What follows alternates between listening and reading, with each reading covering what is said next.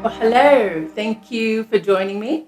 This is an Ask Savannah video, and this is where I attempt to answer some of your questions about dark witchcraft, occultism, and all those type of things, all the type of things that we offer on the website. And of course, I don't pertain to know everything about witchcraft or occultism. I just answer it based on my own knowledge and my own experience and my own little way of doing things. So I suppose I should start explaining who I am and what I do again, because we have a new generation coming up, and I've been doing this for well over a decade now on YouTube. I think I was one of the first occultists who came out as a witch. So I'm a witch who practices occultism, specifically working with the demonic. And also I'm a Luciferian, which means I venerate Lucifer. And then I also have my specific preferred practices as well, subsections if you want, in chaos magic, in hoodoo, and what else? Everything else witchy.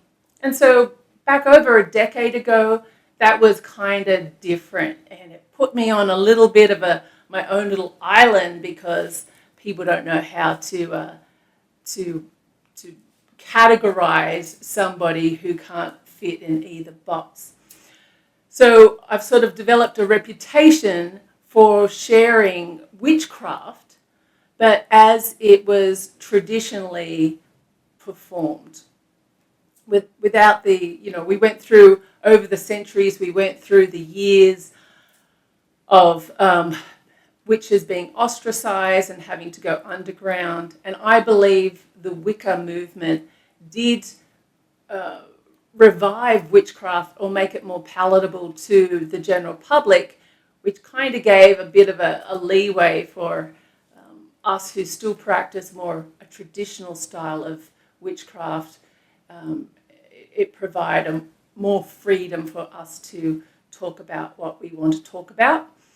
So it's awesome to see so many other female occultists and female witches feeling very comfortable now saying, yes, I'm also practicing the dark arts. I feel very comfortable also venerating whatever god they want and not feeling like they're dishonoring something else. So I'll leave it at that. But if you're brand new, that's kind of what I'm about, kind of.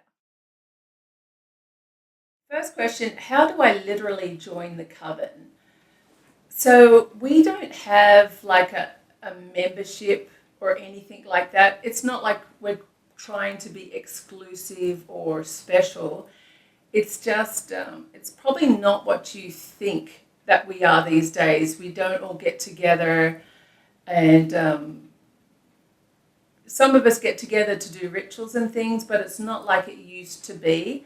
We've been together in different ways for a very long time, and what happens after years and years, decades and decades, is that people go off and have their own interests and breakout groups, and I'm very much into that. I think that's why a lot of covens don't work, because there's normally one grand poobah that's trying to hold it all together, which, traditionally that's the way it is, but I don't want to be micromanager of other people's spiritual journeys. So as for now, I know we've been saying this for a couple of years, that we're going to create a way for people to onboard, but right now we just don't have any opportunities kind of to do that. I teach or coach, if you want, the people that I'm with right now, and I don't have I can't teach outsiders from scratch. So the best way is to probably do one of my courses. And that way it's a more affordable way to interact with me. For example, in the Working with Demons course or in the Demonic Pact course, that's there on the website, workingwithdemons.com. I know these names, right? But I teach on Fridays on those websites. So if you have a question and you're in one of those courses, you can put your question under the relevant lesson, and then I circle back and I'll answer you on a Friday. Next question. Hey Savannah, thanks for answering my last question. I appreciate it so much. I was doing Baneful magic and I'm wondering if I can get a second opinion on how to make an oil, a Baneful oil, by charging it with negative energy and making the opposite effects. Like example, from protective to now a target of negative entities like bees to honey. Lily. So when I make I make a couple of Baneful oils, and I really love. This is the witchy side of me, not the occultist side of me. Even though occultists, of course, make oils, but as a witch, I really love studying the specific herbs and the properties of all the herbs. I'm really looking at the different correspondences and how they can charge the oil I'm creating. I also, in my oils, for example, if I was making a Baneful oil, I'm going to capture something that's live, and I don't even know if I should say this on YouTube. If you're making a death oil or cursing oil, I like to have something that was suffering or in pain go, and that energy or frequency go into the oil. For example, if I'm in Australia, I'm going to capture some redback spiders or a funnel web spider, and I will let that die in the jar. Now that if you live in Sydney, it's very, very easy to find these spiders, and you're going to be killing them anyways. So whatever, I don't care what people think out there, it is what it is. They're going to suffer and die, and put that energy into the oil. And then, of course, you're going to make it on the correct day, in the correct timing. For me, that's very important. I'll add other herbs or curios or other powders that are also probably either Mars-based or Saturn-based in energy. I'll put them in there. It's very important. What else do I do? Oh, and then it's like a processing time. So it's really important that, like, for example, when I was living in Hawaii, I would have, the property had a couple of pit bulls on it that would always fight. And so I would put like death metal music on super loud, especially when I left the property. The doom oil, because I make it in big vats, would sit under the house with death metal music playing, and the animals just losing their shit. Now, I know that sounds like it's inhumane, but we're creating an oil infused with that much negative energy. So I hope that gives you an idea of what to do, Lily. Next question. Hello, Savannah. I've been looking at your website. Very interesting. I would like to ask you about something, spell or some ritual, pact, anything that can help with sex. Something that can help in being a good lover. Someone good or satisfatory in sex. Regards, Hugo. So spells and rituals are really very different. So the way, and it really comes down to several things. Price, spells take less time than a ritual does, generally for me, and depends on the ritual. A pact for sex, I don't recommend that. It's very common, especially for men between, I'll say 18, because we don't deal with anyone who's under 18, between 18 and say 30, 35 to want to make a pact for picking up lots of women. The problem is, if you make a pact, I say that demonic pacts are for life. That's just the way I do them. I don't create contracts that are just for a period of time. And what I have found is that, for example, Zeppa is the demon that you would be working with for creating, or even a sex spell, but for a demonic pact, a lot of people do a pact with Zeppa. The problem is, let's talk about the negative of it, where say the pact was successful, the demon accepts the contract, and it doesn't always. It doesn't have to accept the pact just because you had it, you paid for it, or you performed it yourself. What can happen is maybe you pick up a lot of women for the next 10 years. You become a real little man about town. You're picking up lots of women. You're having a great old time. And what happens is you're going to get sick of that pretty soon. It becomes, for a lot of men, it just becomes quite boring, and you want something a little bit more substantial because maybe you feel quite used, or you don't like now treating women like that. Many different things, right? You find the woman that you love, you marry her, you're living happy, it's 20 years down the track, you haven't even thought about demons forever. But demons don't have a timeline. They're not operating in the same time and space that we are. They've been here for hundreds of thousands of years. They're ancient entities. And so you're happy 20 years down the track, and all of a sudden, all of these opportunities can pop up for you. These are opportunities that are because you already have the energy of the pact within you still. To the day you drop dead, it's still going to be there. So I say that this can get you into some trouble. Maybe you start cheating on your wife finds out, and Zeppa's there laughing. Now people say, isn't that evil? No, I don't think it's evil. If I was an ancient demon and all these people were asking me for such things, I would have some fun with it, just to be straight up. It's just interesting what we all consider as evil. We don't consider it evil that we're going to be using ancient spirits because maybe Jesus didn't give you what you want. You've turned to a demon. It gave you what it actually interacts with you. And now you're feeling pissed off because you've ignored it and now it's having some fun. So from my mindset, I think that people should be more mindful of what they do versus just using ancient gods. So I know, Hugo, I've taken that to the far end of the spectrum. But to answer your question, I would do a spell or a ritual. So on our website, for example, we have demonic, we have spells with demons and rituals with demons. But also, if you're taking it on a different tangent, something that can help in being a good lover, that also falls into different types of energy work. So I'm a pranic healer, right? A pranic master. And so is a couple of other people in my group that do very specific energy work.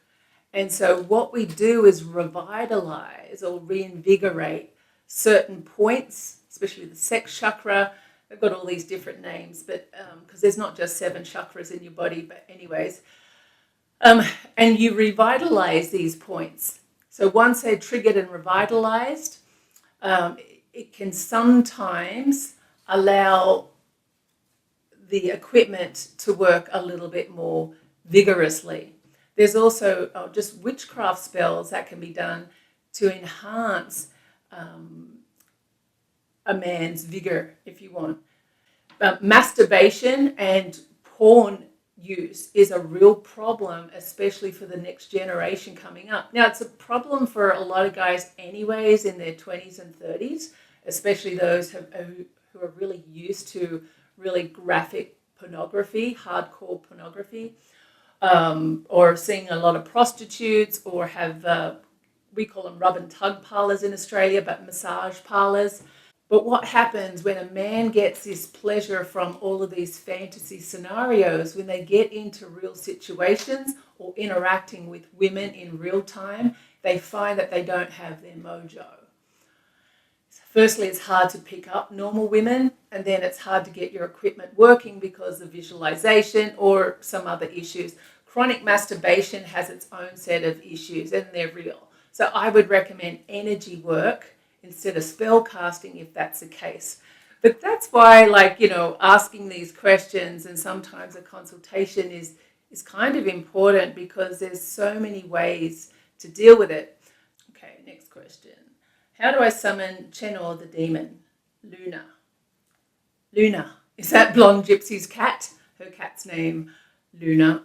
I hate that cat. It hates me too. Let's see. I can't explain to you right now how to summon any demon. It's not that difficult. So on our website, there's a lot of information for free about that. Otherwise, I have a course on it, working with demons. Give it a try. Next question.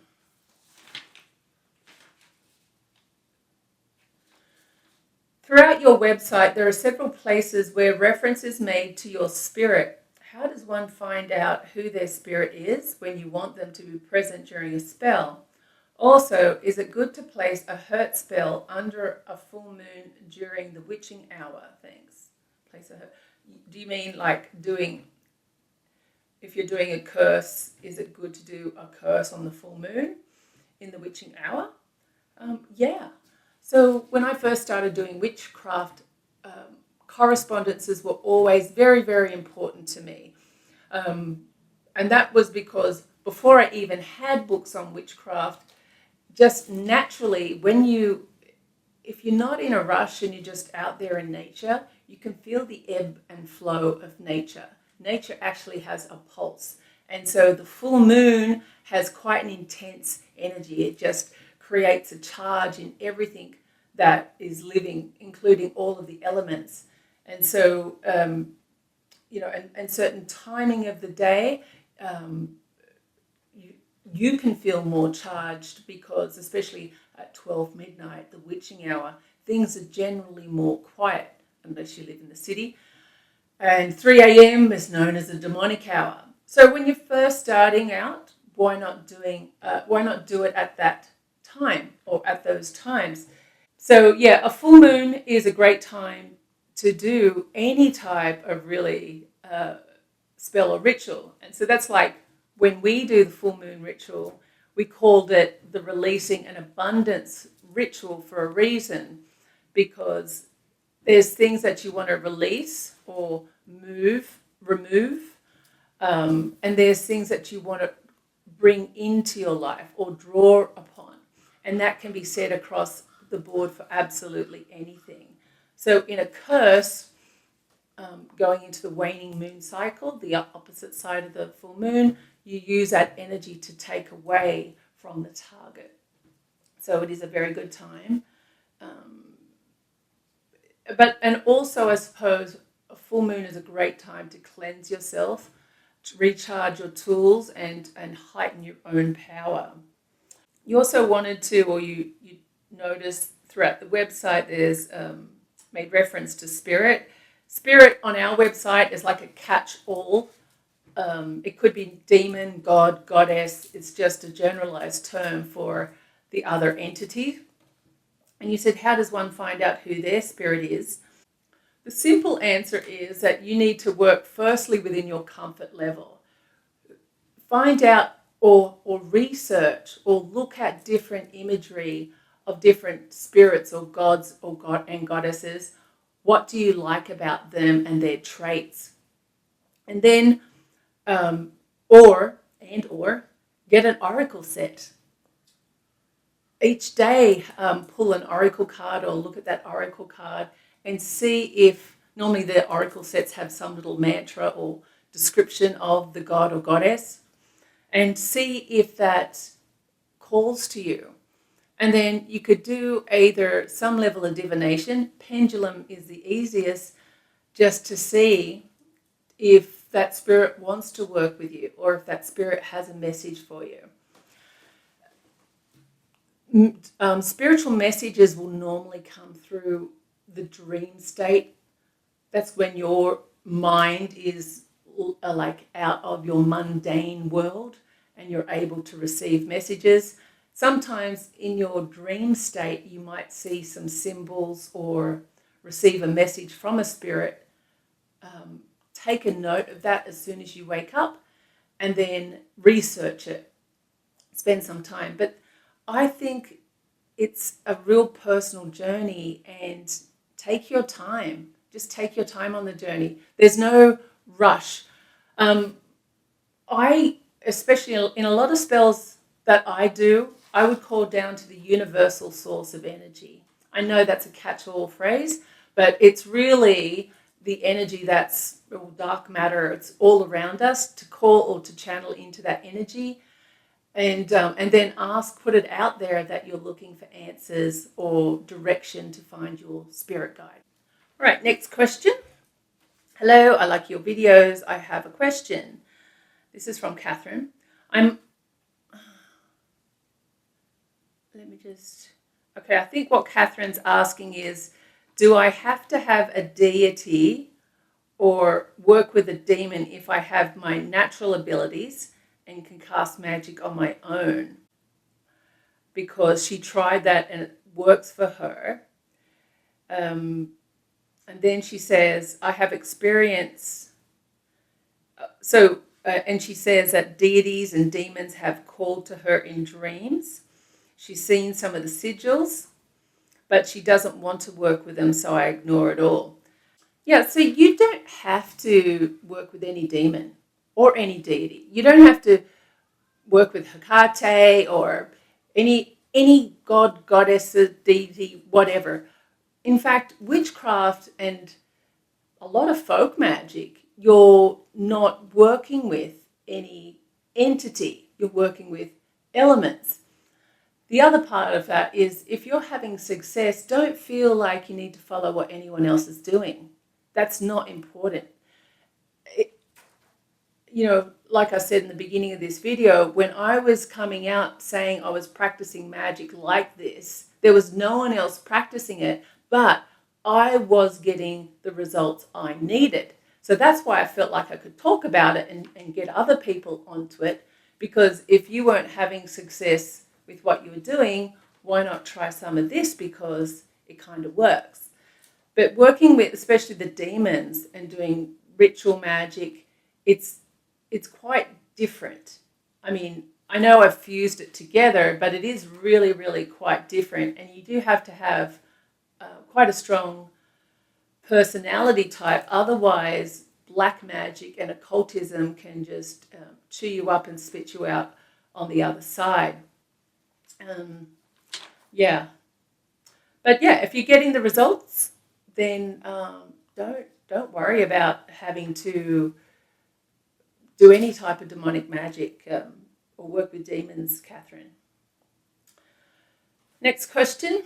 I was wondering if you could connect me with or ask a very experienced witch questions pertaining a serious situation who specifically deals with sex magic, sex demons, imagery, sex, or maybe just recommend good websites, blogs, where you can ask experienced, legit witches questions.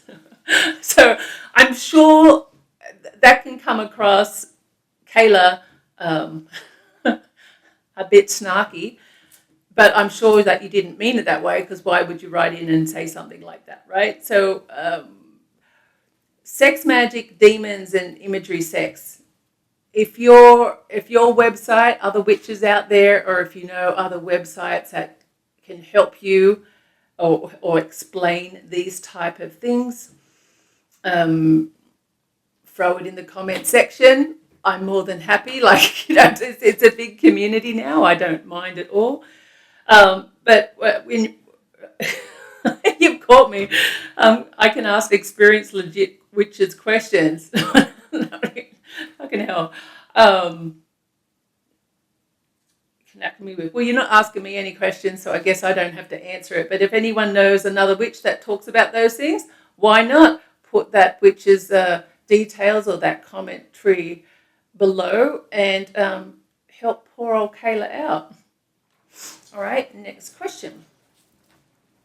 Hi, Savannah. Apologies for asking 2 questions in a short amount of time. This is from Jacob. I was wondering if you could connect me with or ask a very experienced witch questions pertaining a serious situation who specifically deals with sex magic, sex demons, imagery, sex, or maybe just recommend good websites, blogs, where you can ask experienced, legit witches questions. All right, next question. I'm currently taking your spiritual warfare course. I'm in the early stages of that course, but something has begun to happen. I think I'm beginning to pick up on the auras of other creatures. This evening, I was petting my dog, and suddenly I saw a glimmer of pink surrounding her.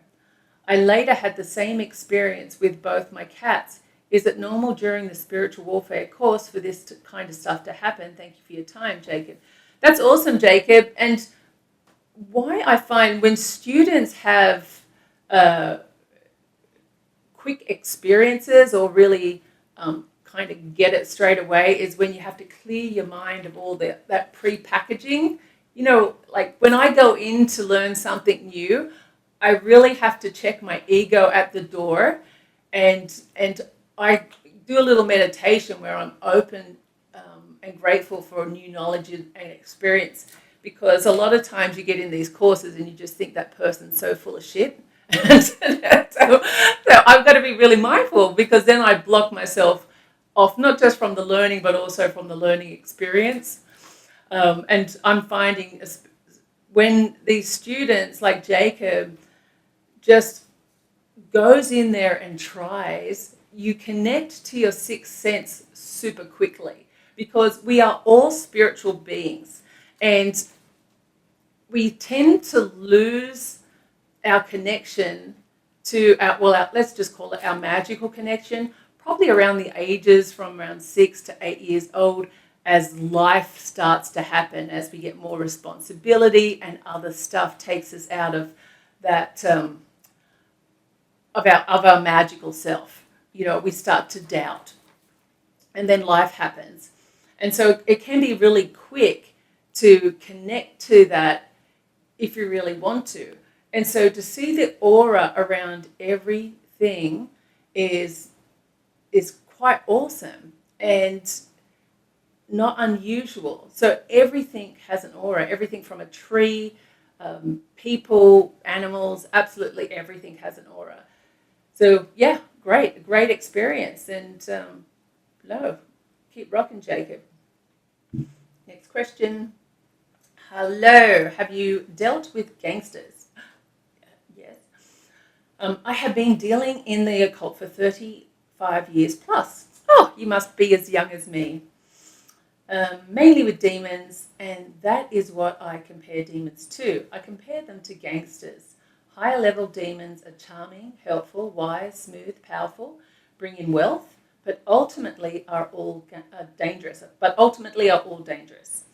Even my good experiences with Boone, Baal, Clonic, and Oribus, I know the dangers of making them angry or not keeping a promise. Angels, on the other hand, will just ignore me if I slack off. Yep, that's true.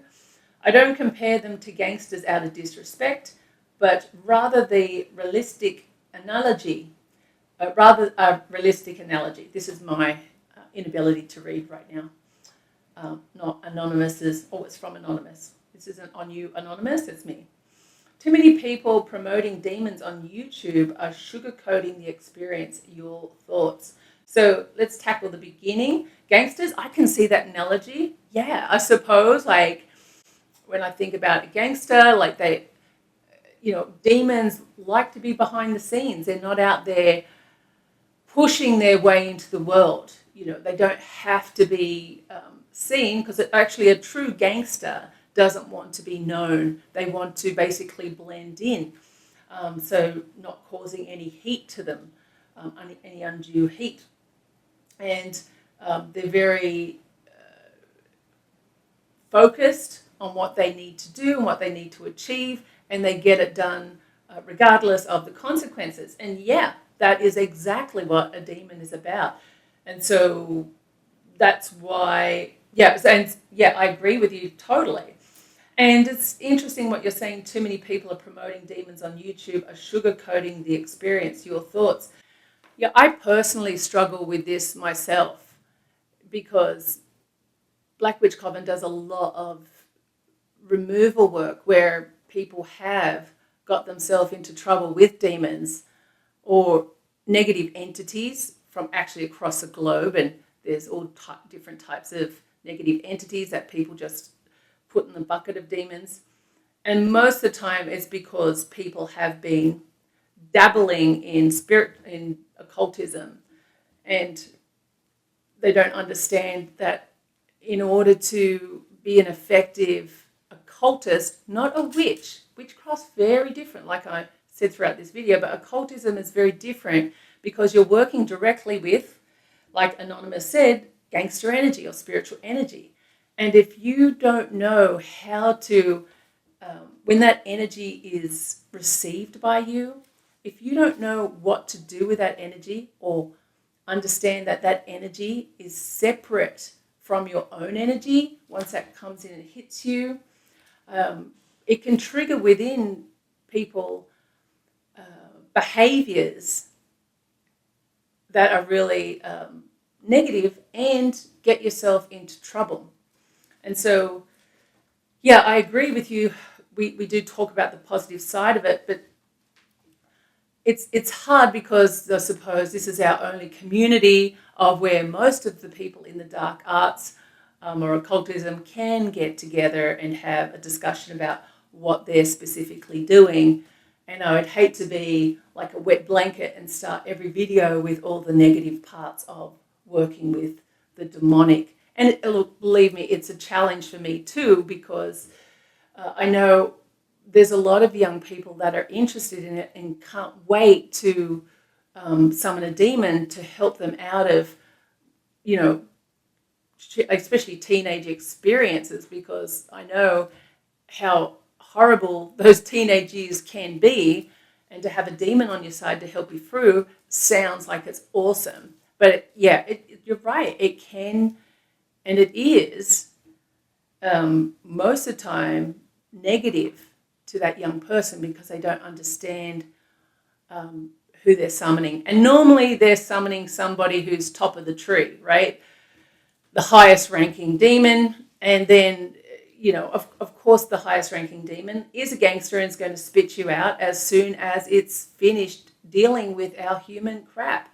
When you get a little bit older or more experienced, you realize that.